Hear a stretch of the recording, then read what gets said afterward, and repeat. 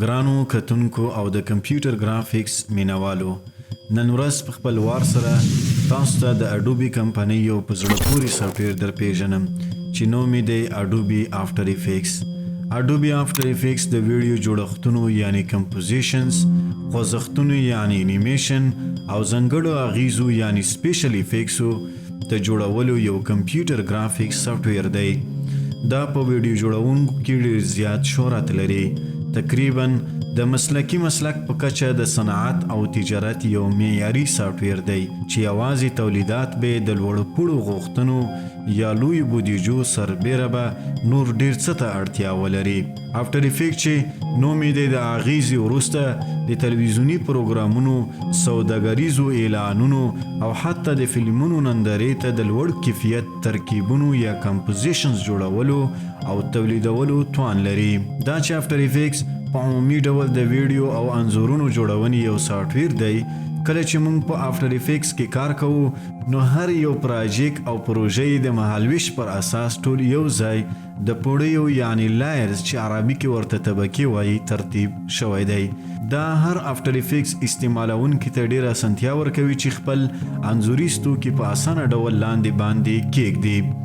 آفټر افیکس د عادي سمونګرو یعنی نارمل ایډیټرانو څخه توپیر دا دی چې دا په ځانګړي ډول د ځانګړو اغیزو یا اثراتو چې انګلیش کې ورته سپیشل افیکس ویل کیږي ډیزاین شوی دی.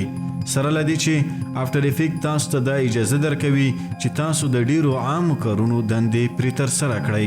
اصلي هدف دا دی چې د شټونو سره یو ځای کولو پر ځای پرمختللي افیکس یا اغیزې او جوړښتونه یعنی کمپوزیشن رامنځته کړي. همداشان تاسو د اډوبي پریمیر په نامه یو بل سافټویر هم لرئ چې دواړه لږ ډیر سره ورته دي، خو فرق دا دی چې په اډوبي پریمیر کې بیا په ساعتونو او منټونو کار کیږي. هغه یوازې ویډیو ایډیټینګ یعنی ویډیو جوړونې دپاره ځانګړی شوی دی، خو په آفټر افیکس کې یوازې وړه اعلانات یا شټونه جوړیږي چې بیا په غټو ویډیوګانو کې په اډاب پریمیر کې ترې استفاده کیږي او هلته سره یو ځای کیږي. اډوبي پریمیر صرف ویډیو جوړولو دپاره یو خاص سافټویر دی، خو بل لوري ته آفټر افیکس یو داسې وسیله ده چې تصور او تخیل ته اړتیا لري. یعنی تاسو به یو ایډیا او فکر په ذهن کې اول جوړوئ او بیا ښه خبره دا ده چې په یو کاغذ یې سکیچ او رسم کړئ. همدا تخیل او تصور بیا په آفټر افیکس کې عملی انځوروي، لکه انځورګر چې تصویر جوړوي یا شاعر چې فکر کوي شعر لیکي. داسې مثالی دی. آفټر افیکس ویډیوګانو ته زیاته ښکلا ورکوي، رنګونه بدلوي، خوځښت ورکوي. په عمومي ډول فلمونو ته ویژوال افیکس جوړوي. نن سبا د انګلیش فلمونو یا نورو فلمونو کې چې موږ څه وینو ټول په آفټر افیکس جوړیږي. لکه په ډیرو فلمونو کې چې موږ کومې د جادو صحنې وینو دا ټول آفټر افیکس او ملګري سافټویر یې ترسره کوي. همداشان تاسو هرمیش په تلویزیونو او فلمونو کې وینئ چې د هر ویډیو شروع په یو ښکلي ټایټل او انټرو شوی وي، هغه په آفټر افیکس کې ډیزاین شوی وي. نور ډیر مثالونه دي چې په نورو درسونو کې به پرې خبرې وکړو. اوس به تاسو ته حتماً په ذهن کې یو سوال پیدا کیږي چې آیا په آفټر افیکس باندې موږ پیسې ګټلی شو؟ آفټر افیکس تاسو ته په ورځني ژوند کې ډیر څه درکوي. تاسو که کومه ځانګړې دنده ونه لرئ نو د خپل کور یا دفتر د آفټر افیکس په ذریعه آنلاین پیسې پیدا کولی شئ.